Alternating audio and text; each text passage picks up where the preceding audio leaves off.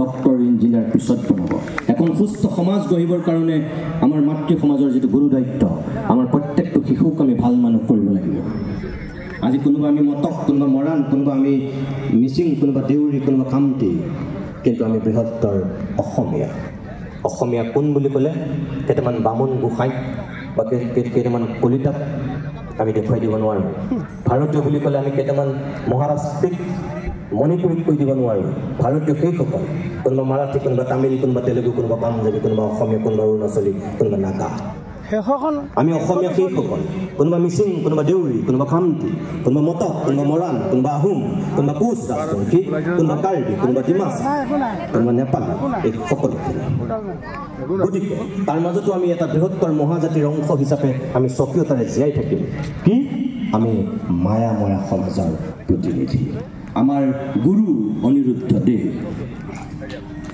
আমি আমাৰ স্বকীয়তাৰে জীয়াই থাকিম কিন্তু আমি বিলীন হৈ থাকিম অসমীয়াৰ মহাজাতিত এই চিন্তাটোৰে মাতৃ সমাজে কাম কৰক উঠি অহা প্ৰজন্মটোক শিক্ষা দিয়ক আৰু তেনেকৈ সাংস্কৃতিক চেতনাৰে আপোনালোকে আগুৱাই লৈ যাওক মই ভাবোঁ তেতিয়া আপোনালোকে এনেধৰণে দুদিনীয়া তিনিদিনীয়াকৈ বৰ্ণাঢ্য কাৰ্যসূচীৰে অধিৱেশন পতাৰ কৰবাত সাৰ্থকতা থাকিব মই বহুত সময় হয়তো কথা কৈছোঁ মই পুনৰবাৰ এই ৩৮ সংখ্যক যি দ্বিবাৰ্ষিক অধিৱেশন আৰু সদৌ অসম মায়াময়া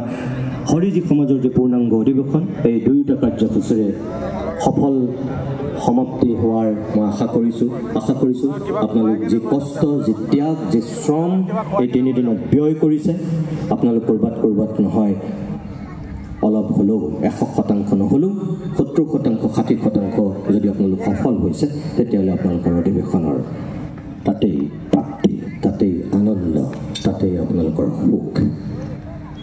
পুনৰবাৰ উদ্যোক্তাসকলক মোক ইয়ালৈ আমন্ত্ৰণ কৰাৰ কাৰণে ধন্যবাদ জনাইছোঁ আৰু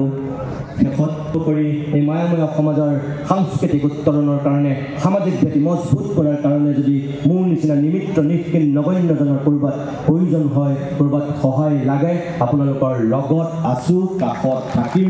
আৰু আপোনালোকে যি ধৰণে মোক বিচাৰে ভৱিষ্যতলৈকো পাব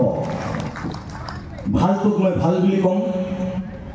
ভালৰ প্ৰশংসা কৰিম আৰু যদি মই আপোনালোকৰ বেয়া দেখোঁ তেতিয়াও কিন্তু মই আকৌ ইয়ালৈ মোক নিৰ্দিষ্ট বক্তা কৰি মাতি আনিলে বুলি মই ৰেহাই দিম সেইটো আশা মোৰ পৰা নকৰিব বেয়াটো দেখিলে মই বেয়া বুলি কমেই আৰু মই সমালোচনা কৰিম সেইটো মোৰ খাটাং কথা আশা কৰিম আপোনালোকে আগুন টকিলক ভাল কাম কৰক আৰু ভাল কাম কৰিলে সেইসকল মানুহৰ লগত কাষত মই সদায় থাকি ভাল পাওঁ আপোনালোকৰ লগতে সদায় থাকি প্ৰতিশ্ৰুতি দিছোঁ আপোনালোকৰ মায়াময়া সমাজৰ উত্তৰ ভৱিষ্যত কামনা কৰিছোঁ অনিৰুদ্ধ দেৱৰ প্ৰভুৰ প্ৰতি মই সেৱা যাচিছোঁ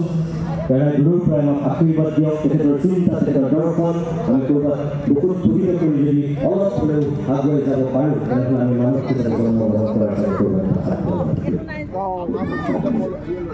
কৰি নতুন দিনৰ সেৱা জনাই ধন্যবাদ জনাই মই আপোনালোকৰ মাজৰ পৰা বিদায় দিছোঁ নমস্কাৰ ধন্যবাদ আমাৰ নিৰ্দিষ্ট বক্তা হিসাবে আমাৰ এই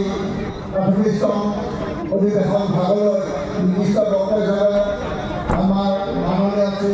নীলমণি শইকীয়াৰ শ্ৰেষ্ঠ সহায় প্ৰতিনিধি তেখেতক এইকাৰণে নিমন্ত্ৰণ কৰা হৈছে তেখেত এজন নিৰ্ভীক নিৰপেক্ষ স্পষ্টবাদী সাংবাদিক হিচাপে আমাৰ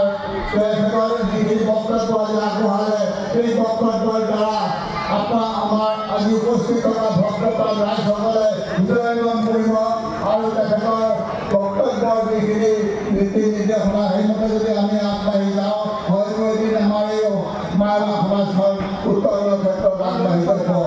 গতিকে তেখেতে আজি বহু কষ্টৰ মাজেৰে আহি এই সভাত উপস্থিত হোৱাৰ কাৰণে তেখেতক অশেষ ধন্যবাদ আৰু কৃতজ্ঞতা জ্ঞাপন কৰিছোঁ ভৱিষ্যতো তেখেতৰ আমাৰ লগত সহযোগিতা আজি তেখেতৰ এই সমূহ বহুত ভাল লাগিছে কাৰণে শেষতো ভিডিঅ'টো মই ভিডিঅ' কৰিব পৰা নাই এতিয়া আমাৰ স্কুলৰ দুজন সদস্য আছে প্ৰধান সম্পাদক আছে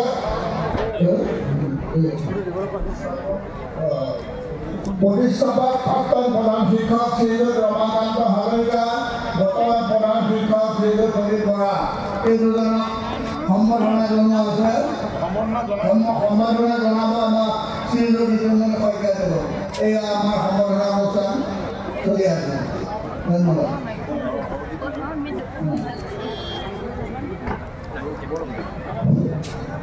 নমস্কাৰ। আজি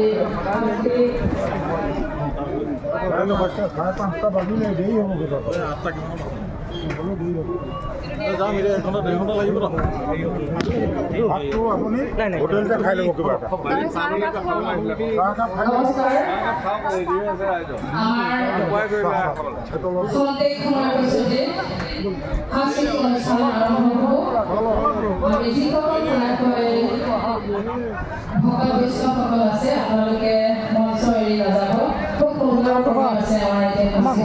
আছে। সকলো অনুষ্ঠানটো উপভোগ কৰিবৰ কাৰণে আন্তৰিকতাৰে ধন্যবাদ জনাইছোঁ। আপোনালোকে এৰি নাযাব। বহুত ধুনীয়া আমাৰ অনুষ্ঠান আছে। আমাৰ সন্মানীয়